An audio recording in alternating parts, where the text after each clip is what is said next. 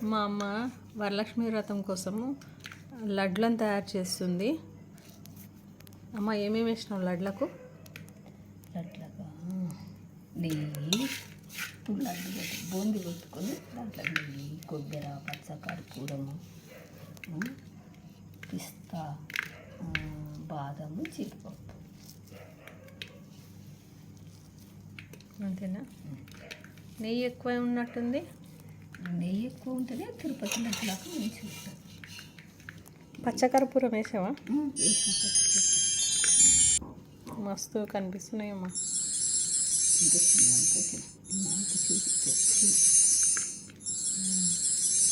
అమ్మవారికి లడ్డు అంటే ఇష్టమా? చాలా చాలా లడ్డు. సలివిడి. మరి ఇదేంది? సలివిడి. అది అమ్మవారి సలివిడి చేసిన సలివిడి. చలివిడి కొంచెం చేసిన ఒక గ్లాసు. ఇది ఎన్ని రోజులైనా ఉంటాయా? ఎన్ని రోజులైనా ఉంటుంది. నెల వరకు ఉంటుంది. మంచిగా చేస్తే చాలా రోజులు ఉంటుంది సలివిడి.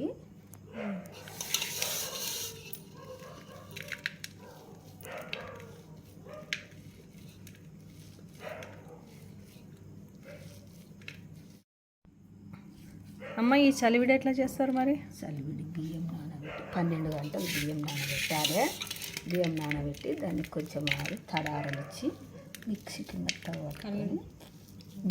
మెత్తగా పట్టుకొని చలివిడి బెల్లం పాకం పట్టాలి.